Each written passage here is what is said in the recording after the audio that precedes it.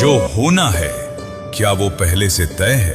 क्या कभी आपके मन में यह प्रश्न उठा है कि यदि अंत पहले से लिखा जा चुका है तो फिर प्रयास करने का क्या अर्थ है? यदि सब कुछ पहले से तय है तो कर्म क्यों करें? और यदि कुछ भी तय नहीं है तो फिर ऐसे लोग क्यों मिलते हैं जो कहते हैं कि जो होना है वही होकर रहेगा? यही प्रश्न कभी अर्जुन के मन में भी उठा था। युद्ध भूमि में खड़े अर्जुन को केवल शत्रु नहीं दिखाई दे रहे थे, बल्कि उसे अपना भविष्य दिखाई दे रहा था। उसे लग रहा था कि जो होने वाला है उसे कोई बदल नहीं सकता। तब भगवान श्री कृष्ण ने ऐसा ज्ञान दिया जो केवल अर्जुन के लिए नहीं था, बल्कि हर उस व्यक्ति के लिए था जो आज भी अपने भाग्य, अपने भविष्य और अपने जीवन को लेकर उलझन में है। आज हम उसी ज्ञान को समझेंगे। ये कोई प्रेरणा की बात नहीं होगी, ये कोई सफलता पाने की तरकीब भी नहीं होगी, ये केवल सत्य की चर्चा होगी। ऐसा सत्य जिसे समझ लेने के बाद शायद आप अपने जीवन को पहले जैसा कभी नहीं देख पाएंगे। क्या सब पहले से लिखा हुआ है?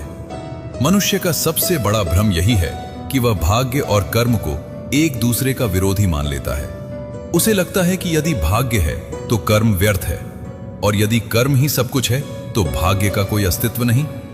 लेकिन श्रीमद् भगवद गीता इस भ्रम को तोड़ती है। भगवान श्री कृष्ण कहते हैं कि मनुष्य को केवल कर्म का अधिकार है, फल का नहीं।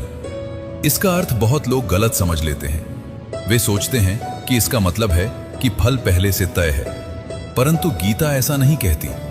गीता कहती है कि तुम्हारा अधिकार वर्तमान कर्म पर है। फल अनेक कारणों से बनता है। तुम्हारा कर्म उनमें से एक कारण है, प्रकृति का नियम दूसरा कारण है, दूसरों के कर्म तीसरा कारण है, समय चौथा कारण है और ईश्वर की व्यवस्था पांचवां कारण है। अर्थात केवल एक कारण देखकर पूरे परिणाम का निर्णय नहीं किया जा सकता। भाग्य आखिर है क्या? लोग भाग्य को भविष्य समझते हैं, लेकिन गीता के अनुसार भाग्य भविष्य नहीं है। भाग्य तो पिछले कर्मों का संचित परिणाम है। आज जो परिस्थिति तुम्हारे सामने खड़ी है वही भाग्य है, लेकिन इस परिस्थिति में तुम क्या निर्णय लेते हो वही तुम्हारा वर्तमान कर्म है। यही वर्तमान कर्म आगे चलकर नया भाग्य बन जाता है। अर्थात आज का भाग्य बीते हुए कर्मों का परिणाम है और आने वाला भाग्य आज के कर्मों का परिणाम होगा।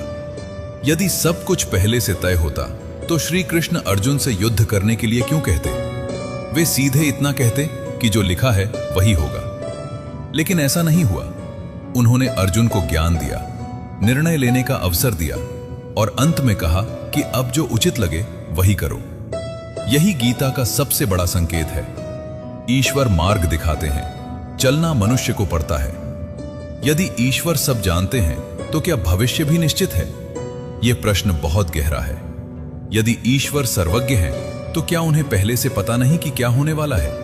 हाँ, उन्हें ज्ञात है, लेकिन उनका जानना और तुम्हारा मजबूर होना दोनों अलग बातें हैं। इसे एक सरल उदाहरण से समझो। मान लो कोई अनुभवी किसान आकाश देखकर कह दे कि आज वर्षा होगी। उसका जानना वर्षा का कारण नहीं है। उसी प्रकार ईश्वर समय के बंधन से परे हैं। उन्हें संपूर्ण काल एक साथ दिखाई देता है, पर इसका अर्थ ये नहीं कि वे तुम्हें कठपुतली की तरह चला रहे हैं। वे साक्षी हैं, वे व्यवस्था के आधार हैं। लेकिन कर्म का चयन मनुष्य करता है। मनुष्य सबसे बड़ी भूल कहां करता है? मनुष्य परिणाम को अपना मान लेता है। जब सफलता मिलती है तो कहता है मैंने किया, जब असफलता मिलती है तो कहता है भाग्य खराब था। दोनों ही स्थितियों में सत्य छूट जाता है। गीता कहती है कि अहंकार ही अज्ञान का मूल है। जब मनुष्य स्वयं को सब कुछ करने वाला मान लेता है तब दुख आरंभ होता है, क्योंकि संसार में अनगिनत कारण एक साथ कार्य करते हैं। तुम केवल अपना कर्म नियंत्रित कर सकते हो, संपूर्ण परिणाम नहीं। यही समझ लेने वाला व्यक्ति भीतर से शांत हो जाता है। भविष्य का भय क्यों होता है? भविष्य कभी भय नहीं देता, भय देता है मन। मन हर समय ऐसी घटनाओं की कल्पना करता रहता है जो अभी हुई ही नहीं है। वह कल के दुख को आज जीने लगता है। गीता कहती है कि चंचल मन ही मनुष्य का सबसे बड़ा शत्रु भी है और सबसे बड़ा मित्र भी। जब मन भविष्य में भटकता है तब चिंता पैदा होती है। जब मन वर्तमान में स्थिर होता है तब ज्ञान प्रकट होता है।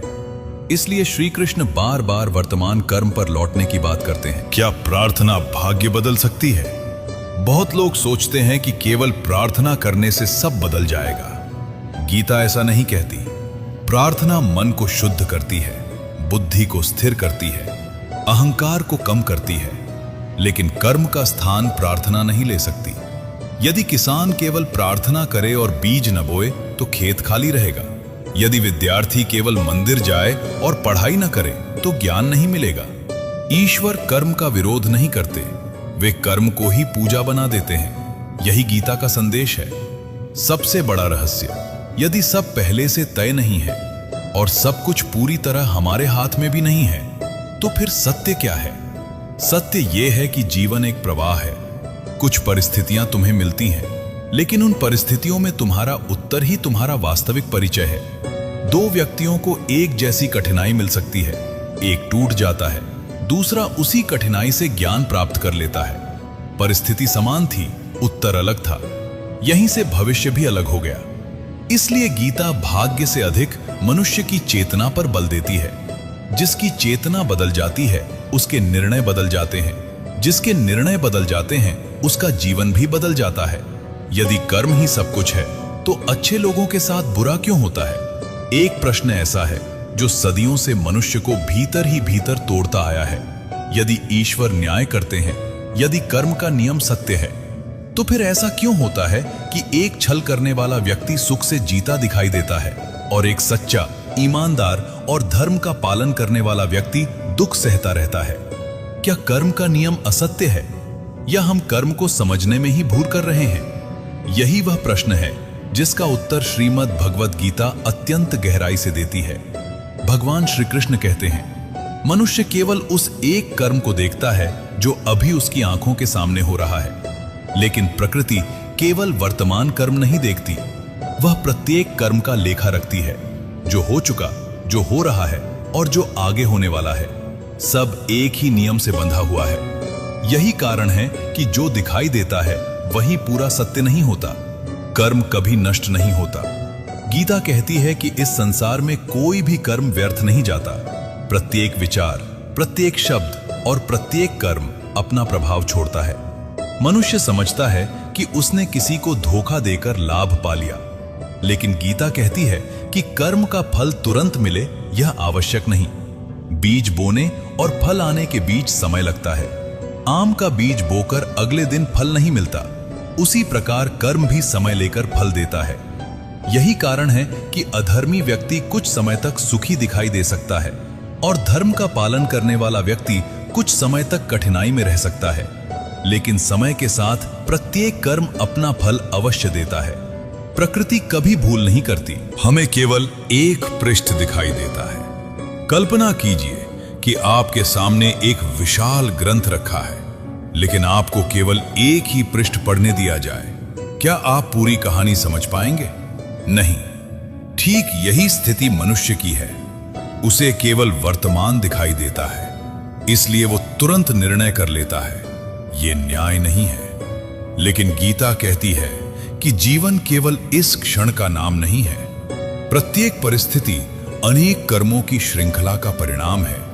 इसलिए अधूरा ज्ञान हमेशा भ्रम पैदा करता है, पूर्ण ज्ञान धैर्य देता है। दुख हमेशा दंड नहीं होता, ये गीता का अत्यंत गहरा ज्ञान है। मनुष्य हर दुख को दंड समझ लेता है, लेकिन श्री कृष्ण ऐसा नहीं कहते। कई बार दुख शुद्धि का साधन होता है। जैसे स्वर्ण को अग्नि में तपाकर शुद्ध किया जाता है, वैसे ही मनुष्य का अहंकार, उसका मोह और उसका अज्ञान कठिन परिस्थितियों में टूटता है। यदि जीवन में कभी कठिनाई ही ना आए, तो मनुष्य स्वयं को ही ईश्वर समझने लगे। इसलिए अनेक बार कठिनाई विनाश नहीं, बल्कि जागरण का आरंभ होती है। सुख भी परीक्षा है। मनुष्य सोचता है कि परीक्षा केवल दुख में होती है, लेकिन गीता बताती है कि सुख की परीक्षा अधिक कठिन होती है।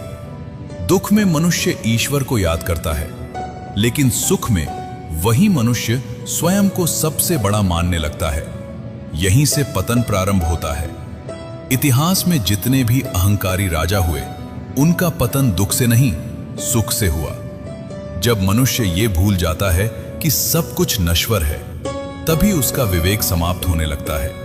इसलिए सुख और दुख दोनों ही परीक्षा हैं। फल की जल्दी ही दुख का कारण है। आज का मनुष्य तुरंत परिणाम चाहता है। आज कर्म किया, आज ही फल चाहिए। लेकिन प्रकृति इतनी अधीर नहीं है, वो उचित समय पर ही फल देती है। यदि किसान प्रतिदिन बीज खोद कर देखने लगे कि अंकुर निकला या नहीं, तो बीज कभी वृक्ष नहीं बनेगा। उसी प्रकार जो व्यक्ति हर क्षण अपने कर्म का फल देखने लगता है, वो धैर्य खो देता है, और धैर्य खोने वाला व्यक्ति अक्सर गलत निर्णय लेने लगता है। गीता इसलिए कहती है, कर्म करो लेकिन फल के प्रति आसक्ति मत रखो, क्योंकि फल समय के अधीन है, कर्म तुम्हारे अधीन है। सबसे बड़ा बंधन मनुष्य लोहे की जंजीरों से कम, अपेक्षाओं की जंजीरों से अधिक बंधा हुआ है। वो हर संबंध से कुछ चाहता है, हर कर्म के बदले कुछ चाहता है, हर सेवा के बदले सम्मान चाहता है। जब अपेक्षा पूरी नहीं होती, तो वही मन दुख से भर जाता है। श्री कृष्ण कहते हैं कि आसक्ति ही दुख का मूल कारण है। कर्म नहीं, आसक्ति बांधती है। जिस दिन मनुष्य बिना स्वार्थ के कर्म करना सीख लेता है, उसी दिन उसका मन हल्का होने लगता है। क्या सब कुछ बदल सकता है? हाँ, गीता कहती है कि वर्तमान का सजग कर्म भविष्य की दिशा बदल सकता है। यदि ऐसा ना होता, तो श्री कृष्ण अर्जुन को ज्ञान देने का प्रयास ही क्यों करते? ज्ञान का उद्देश्य ही यह है कि मनुष्य सही निर्णय ले। सही निर्णय सही कर्म बनता है, और सही कर्म भविष्य को नई दिशा देता है। इसलिए गीता भाग्य को अंतिम सत्य नहीं मानती, वो चेतना को सबसे बड़ा सत्य मानती है। जिसकी चेतना बदल गई, उसका जीवन भी बदलने लगता है। सबसे बड़ी भूल, मनुष्य संसार को बदलने में लगा रहता है, लेकिन स्वयं को नहीं बदलता। वो चाहता है कि परिस्थितियां बदल जाएं, लोग बदल जाएं, समय बदल जाए। लेकिन गीता कहती है, जिस दिन देखने वाला बदल जाता है, उसी दिन संसार भी बदला हुआ दिखाई देने लगता है। क्योंकि बाहर का संसार भीतर के मन से ही देखा जाता है। अशांत मन को हर जगह समस्या दिखाई देती है। स्थिर मन को हर परिस्थिति में शिक्षा दिखाई देती है। यही ज्ञानी और अज्ञानी के बीच का अंतर है। यदि मृत्यु निश्चित है, तो मनुष्य किस बात पर इतना गर्व करता है? इस संसार का सबसे बड़ा आश्चर्य क्या है? न धन, न सामर्थ्य, न राज्य। सबसे बड़ा आश्चर्य यह है कि मनुष्य प्रतिदिन दूसरों को मरते हुए देखता है, फिर भी ऐसा जीता है मानो वो कभी नहीं मरेगा। वो घर बनाता है मानो सदियों तक यहीं रहेगा। वो धन जोड़ता है मानो सब कुछ साथ ले जाएगा। वो अहंकार करता है मानो समय उसे कभी छुएगा ही नहीं। लेकिन श्रीमद् भगवत गीता एक ऐसा सत्य बताती है जिसे सुनकर मनुष्य का पूरा दृष्टिकोण बदल सकता है। भगवान श्री कृष्ण कहते हैं, जिसका जन्म हुआ है उसकी मृत्यु निश्चित है, और जिसकी मृत्यु हुई है उसका पुनः जन्म भी निश्चित है।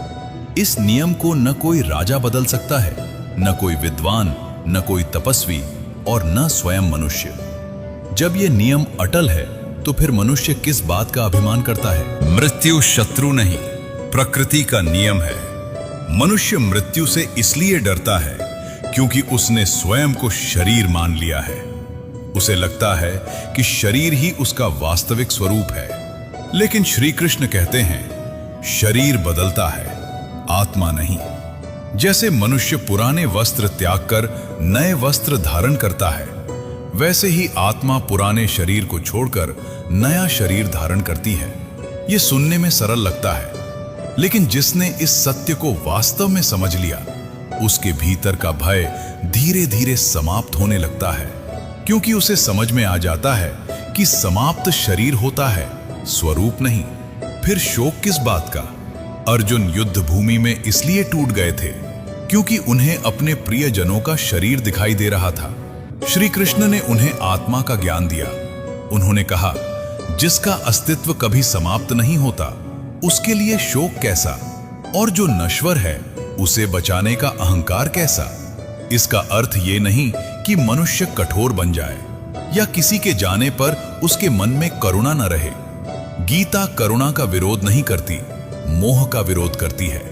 करुणा में प्रेम होता है, मोह में भय होता है। करुणा मुक्त करती है, मोह बांधता है। यही दोनों के बीच का सबसे बड़ा अंतर है। मनुष्य वास्तव में क्या खोता है? जब किसी का धन चला जाता है वो कहता है मैं बर्बाद हो गया। जब पद चला जाता है वो कहता है मेरा सम्मान समाप्त हो गया। जब कोई अपना दूर चला जाता है वो कहता है मेरा जीवन खाली हो गया। लेकिन गीता पूछती है, क्या वास्तव में तुमने स्वयं को खो दिया?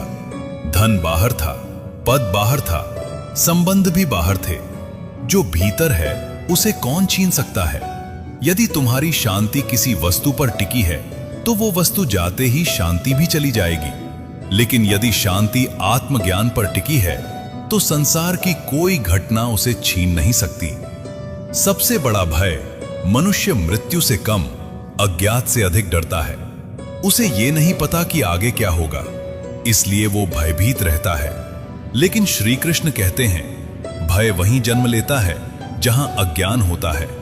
जिसे अपने वास्तविक स्वरूप का ज्ञान हो गया उसका भय समाप्त होने लगता है, क्योंकि वो जानता है मैं शरीर नहीं हूं, मैं केवल इस शरीर का उपयोग करने वाला हूं। जैसे रथ और सारथी अलग होते हैं वैसे ही शरीर और आत्मा अलग हैं। जब ये भेद स्पष्ट हो जाता है तब जीवन का अर्थ बदलने लगता है। समय सबसे बड़ा शिक्षक है। मनुष्य सोचता है कि वो समय को व्यतीत कर रहा है, लेकिन सत्य इसका उल्टा है। समय ही मनुष्य को व्यतीत कर रहा है। हर बीतता हुआ दिन जीवन को छोटा कर रहा है। हर सूर्योदय एक नया अवसर देता है और हर सूर्यास्त जीवन का एक दिन कम कर देता है। फिर भी मनुष्य सबसे अधिक किसे टालता है? सत्य को। वो सोचता है अभी बहुत समय है, कल बदल जाऊंगा, कल समझूंगा, कल धर्म का पालन करूंगा। लेकिन गीता कहती है जिसके हाथ में केवल आज है वो कल पर क्यों निर्भर है? अभिमान क्यों टूटता है? जिसे अपने धन का अभिमान है समय उससे धन छीन सकता है। जिसे अपने रूप का अभिमान है समय उसे बदल देता है। जिसे अपने बल का अभिमान है समय उसे दुर्बल बना देता है। जिसे अपने ज्ञान का अभिमान है समय उससे भी अधिक ज्ञानी किसी और को सामने ला देता है। इसलिए श्री कृष्ण कहते हैं अभिमान अज्ञान की पहचान है। जिसने जीवन की नश्वरता को समझ लिया उसके भीतर विनम्रता अपने आप आ जाती है। उसे किसी से स्वयं को बड़ा सिद्ध करने की आवश्यकता नहीं रहती। जीवन का वास्तविक उद्देश्य यदि केवल जन्म लेना, धन कमाना, भोजन करना, परिवार बनाना और एक दिन शरीर छोड़ देना ही जीवन होता तो मनुष्य और अन्य जीवों में क्या अंतर रह जाता? गीता कहती है मनुष्य का जीवन केवल जीने के लिए नहीं, जानने के लिए मिला है। स्वयं को जानने के लिए, ये जानने के लिए कि मैं कौन हूं, मैं क्यों आया हूं और ऐसा कौन सा सत्य है जो मृत्यु के बाद भी नहीं बदलता। जिस दिन ये प्रश्न भीतर जाग जाता है उसी दिन वास्तविक जीवन प्रारंभ होता है। सबसे बड़ा परिवर्तन जब मनुष्य स्वयं को शरीर मानता है तो हर अपमान उसे चोट पहुंचाता है, हर हानि उसे तोड़ देती है, हर परिवर्तन उसे डरा देता है। लेकिन जब वही मनुष्य स्वयं को आत्मा के रूप में समझने लगता है तो परिस्थितियां पहले जैसी रहती हैं पर उनका प्रभात बदल जाता है, क्योंकि बदल गया है उसे देखने वाला। यही गीता का सबसे गहरा परिवर्तन है। बाहर की दुनिया को बदलने से पहले भीतर की दृष्टि बदलो। मनुष्य को जीवन कैसे जीना चाहिए? श्रीमद् भगवद गीता का अंतिम सार। यदि आज कोई आपसे पूछे जीवन का सबसे बड़ा ज्ञान क्या है, तो शायद आप अनेक उत्तर देंगे। कोई कहेगा धन, कोई कहेगा परिवार, कोई कहेगा सफलता, कोई कहेगा सम्मान। लेकिन श्रीमद् भगवद गीता इन सब के पार जाकर एक ऐसा सत्य बताती है जो पूरे जीवन का आधार बन सकता है। भगवान श्री कृष्ण कहते हैं मनुष्य संसार को जीतने में लगा रहता है लेकिन स्वयं के मन से हार जाता है। जिसने अपने मन को जीत लिया उसे संसार को जीतने की आवश्यकता ही नहीं रहती। यही गीता का अंतिम और सबसे गहरा संदेश है। अब तक हमने जाना भाग्य क्या है, कर्म क्या है, आत्मा क्या है, मृत्यु क्या है, लेकिन अब सबसे महत्वपूर्ण प्रश्न है इन सब को जान लेने के बाद जीवन जिया कैसे जाए?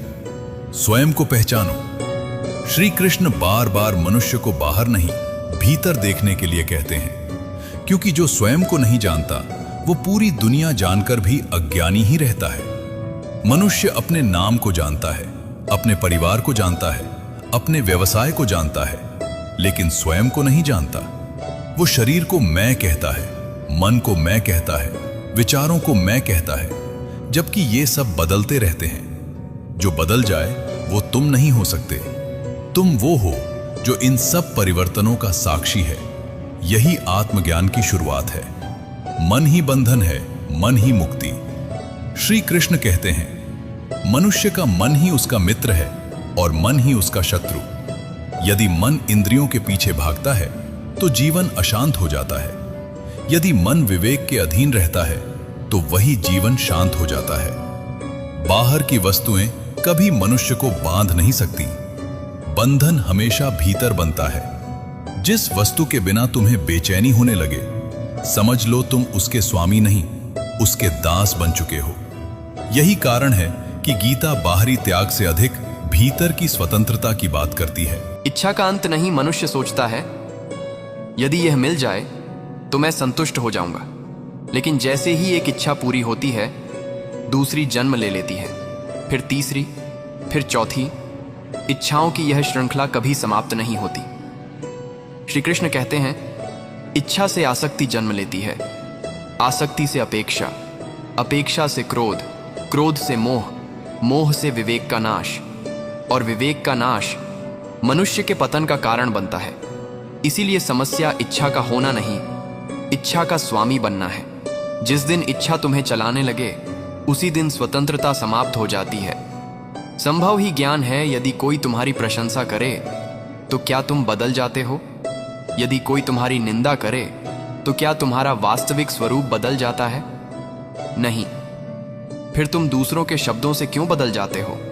श्री कृष्ण कहते हैं, ज्ञानी व्यक्ति सुख और दुख, लाभ और हानि, मान और अपमान, इन सब में संभव रखता है। इसका अर्थ यह नहीं कि उसे कुछ महसूस नहीं होता।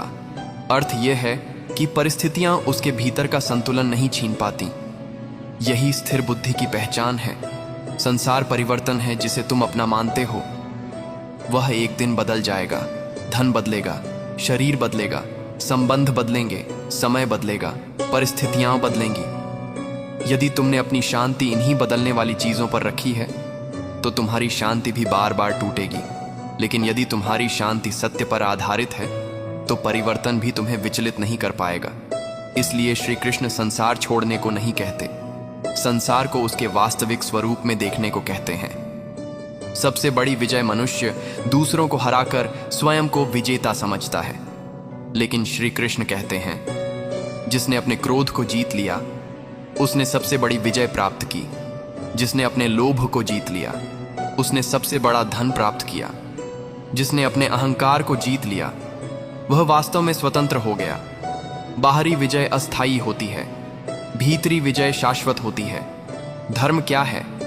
बहुत लोग धर्म को केवल पूजा पाठ समझते हैं, लेकिन गीता में धर्म का अर्थ है जो सत्य है, जो न्यायपूर्ण है, जो कल्याणकारी है और जो तुम्हारे कर्तव्य के अनुरूप है। धर्म केवल मंदिर तक सीमित नहीं, धर्म हर उस क्षण में उपस्थित है जब तुम सही जानते हुए भी सही का चुनाव करते हो। ईश्वर कहाँ है? मनुष्य ईश्वर को खोजने के लिए स्थान बदलता है, लेकिन श्री कृष्ण कहते हैं, जिसकी दृष्टि निर्मल हो जाती है उसे ईश्वर प्रत्येक जीव में दिखाई देने लगते हैं। जब मन में द्वेष कम होता है, करुणा बढ़ती है, अहंकार घटता है और सत्य प्रिय हो जाता है, तभी ईश्वर का अनुभव प्रारंभ होता है। ईश्वर केवल देखने की वस्तु नहीं, अनुभव करने का सत्य है। गीता का अंतिम सार, यदि पूरे श्रीमद् भगवद गीता का सार एक ही विचार में कहना हो तो वह यह होगा, स्वयं को जानो। क्योंकि जिसने स्वयं को जान लिया उसका भय समाप्त हो गया, उसका अहंकार समाप्त हो गया, उसका भ्रम समाप्त हो गया। और जिसने स्वयं को नहीं जाना वह संसार की हर वस्तु पा लेने के बाद भी भीतर से रिक्त ही रहेगा। श्री कृष्ण अर्जुन को केवल युद्ध जीतना नहीं सिखा रहे थे, वे उसे स्वयं पर विजय पाना सिखा रहे थे। और यही शिक्षा आज भी प्रत्येक मनुष्य के लिए उतनी ही सत्य है जितनी कुरुक्षेत्र में थी। तो अब स्वयं से एक प्रश्न पूछिए, क्या आप अब तक भाग्य के भरोसे जी रहे थे या अपने कर्म के साथ? क्या आप स्वयं को केवल शरीर मानते थे या आत्मा के रूप में जानने का प्रयास करेंगे? क्या आपका जीवन केवल इच्छाओं के पीछे बीत रहा है या सत्य की खोज में? क्योंकि जिस दिन ये प्रश्न भीतर जाग जाते हैं उसी दिन मनुष्य का दूसरा जन्म होता है, और वही जन्म ज्ञान का जन्म है। यही श्रीमद् भगवद गीता का सार है, यही जीवन का सार है, और शायद यही वह उत्तर है जिसकी खोज में मनुष्य जन्मों से भटक रहा है। अंत में यदि इस ज्ञान ने आपके भीतर एक भी प्रश्न जगा दिया, यदि आपको लगा कि जीवन को देखने का आपका दृष्टिकोण बदलने लगा है, तो इस ज्ञान को केवल अपने तक मत रखिए, इसे उन लोगों तक भी पहुंचाइए जो जीवन के प्रश्नों में उलझे हुए हैं। क्योंकि धन बांटने से घटता है पर ज्ञान बांटने से बढ़ता है। फिर मिलेंगे एक और गहन सत्य के साथ। तब तक सत्य की खोज करते रहिए, कर्म करते रहिए और